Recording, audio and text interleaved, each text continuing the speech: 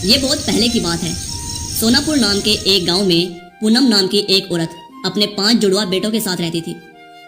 पांचों बेटे एक दूसरे से बहुत ही ज्यादा मिलते जुलते थे, मानो जैसे एक दूसरे का ही रूप हो।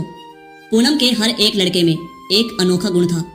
पहला बेटा सामू, जो कि तालाब का पूरा पानी अपने मुंह के अंदर भर सकता था, वो भी पूरे 7 मिनटों के लिए। दूसरा बेटा रामू, जो कि अपने पैर बहुत लंबे कर सकता था। तीसरा बेटा जोधू, जिसका शरीर लोहे की तरह सख्त था। और चौथा बेटा मधु, जिसे आग से कोई हानि नहीं पहुंचती थी। और सबसे छोटे बेटे का नाम था लाडू, जो कि अपनी सांस को पूरे 1 दिन के लिए रोक सकता था। पांचों भाई दिखने में बिल्कुल एक जैसे ही थे, बस उनकी माँ ही जानती थी कि उनमें से कौन कौन है। पांचों भाई आधी रात को मछलियां पकड़ने जाया करते थे। भाइयों सुनो, मैं तालाब का पानी अपने मुंह के अंदर भर लेता हूँ, फिर तुम तालाब के नीचे उतरकर जल्दी जल्दी से मछलियां पकड़ लाना और तालाब से बाहर आ जाना। आप रोज रोज एक ही बात क्यों बोलते हो भैया? क्या हमने आज तक 1 मिनट की भी देरी की है? हम तैयार हैं भैया।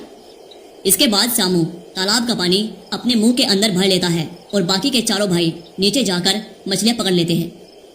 और मछलियां पकड़ने के बाद जैसे ही वो घर पहुंचे, उनमें से एक भाई बोला, आज लाडू की बारी है।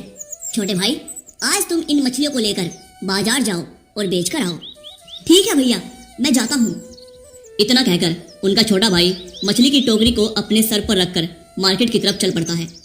और जैसे ही वह मार्केट पहुंचता है, वह अपनी टोकरी को एक स्थान पर रखता है और वहीं खड़ा होकर मछलियां बेचने लगता है।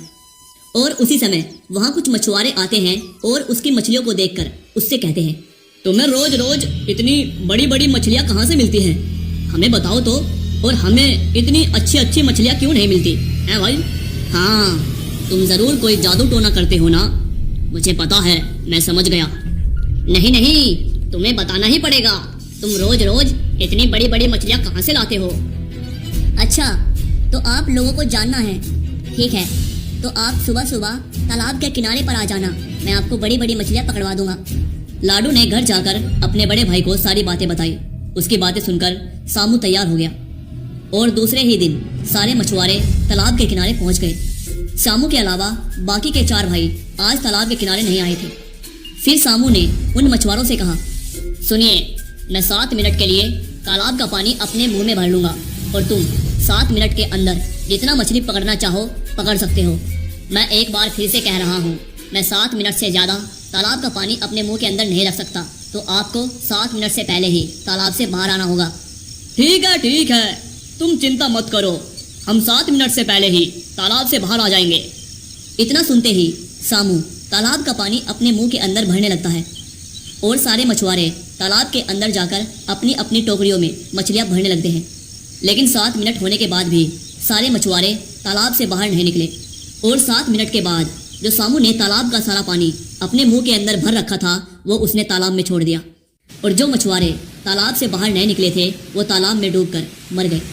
पूरे गांव में हाहाकार मच गया और मछुआरों के परिवार वालों ने सामू की राजा से शिकायत कर दी। मछुआरों के परिवार वालों की सारी बातें सुनकर राजा ने सामू से कहा, क्या इनकी बातें सच है सामू? क्या तुमने अपने मुंह से पानी छोड़कर इतने सारे लोगों को मार डाला? हाँ, ये सच है महाराज, ये सच है। पर अगर मैं अपने मुंह से पानी बाहर नहीं छोड़ता तो मेरा गला फट जाता और मैं मर जाता। महाराज, मैंने उनसे बार बार कहा था कि मैं अपने मुंह के अंदर 7 मिनट से ज्यादा पानी नहीं रोक सकता, लेकिन उनमें से किसी ने भी मेरी बातों पर ज्यादा ध्यान नहीं दिया, इसलिए मुझे मजबूरन पानी बाहर छोड़ना पड़ा और इस तरह से ये घटना घटी है। महाराज, मैं आपसे फिर कहता हूँ, इसमें मेरी कोई गलती नहीं है। इतने सारे लोगों की मृत्यु का उत्तरदायी मैं तुम्हें ही मानता हूँ।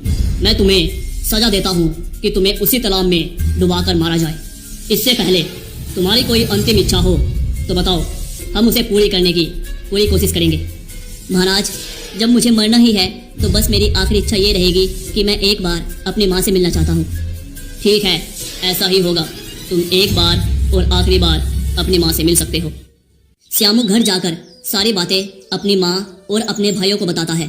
तभी दूसरा बेटा रामू, जो अपने पैरों को बहुत लंबा कर सकता था, वो कहता है, भैया आप बिल्कुल भी परेशान ना होइए, कल आपकी जगह मैं जाऊंगा। अभी आप घर पर ही बैठकर आराम कीजिए, कल मैं सब संभाल लूंगा। अगले ही दिन रामू अपने बड़े भाई श्यामू की जगह तालाब में डूबकर मरने के लिए आ गया। और पूरे राज्य की प्रजा भी इस सजा को देखने के लिए उस तालाब के पास आई हुई थी। अरे, कल तो तुमने लाल कमीज पहनी थी और आज ये नीली कमीज पहन के क्यों आए हो? माँ का आदेश था महाराज, और मैं अपनी माँ का हर आदेश मानता हूँ, और अब मैं आपके आदेश का पालन करने जा रहा हूँ। महाराज, अलविदा। इतना कहकर रामू तालाब के अंदर चला जाता है, लेकिन उसे देखकर सारी प्रजा और राजा भी चकित रह जाता है, क्योंकि रामू की टांग भी तालाब में पूरी डूब नहीं रही थी। ये कैसे हो गया? पैरों में रबड़ लगा के रखी है क्या, या पैरों में टूब बांध रखी है? तालाब का पानी तो सामू का कुछ भी नहीं बिगाड़ पाया। ये कैसे हो गया भैया? मुझे तो लगता है ये सामू कोई जादू टोना जानता है। ये क्या श्यामू, तालाब का पानी तो तुम्हारा कुछ भी नहीं बिगाड़ पाया। ठीक है, कोई बात नहीं, तालाब में डूबने से बच गए। अब तुम्हारी गर्दन मेरा जल्लाद काटेगा। बोलो बोलो, तुम्हारी अंतिम इच्छा क्या है? कल पूरी रात मेरी माँ रोई है महाराज, बस मैं एक बार अपनी माँ को देख के आ जाऊं। इसके अलावा मेरी और कोई इच्छा नहीं है महाराज। ठीक है, ऐसा ही होगा। अब कल सुबह ही तुम्हारी गर्दन काटी जाएगी। भाइयों, आप सब तो जानते हो मेरी गर्दन कितनी सख्त है। मेरी गर्दन काटते समय तलवार ही टूट जाएगी। कल भैया की जगह मैं जाऊंगा। बेटा, हर वक्त अपने कान खुले रखना। माँ, आप हमारे लिए परेशान मत होइए, हमें कुछ नहीं होगा। अगले दिन जब राजा का जल्लाद उसकी गर्दन पर तलवार मारता है तो गर्दन पर तलवार लगते ही तलवार टूट जाती है।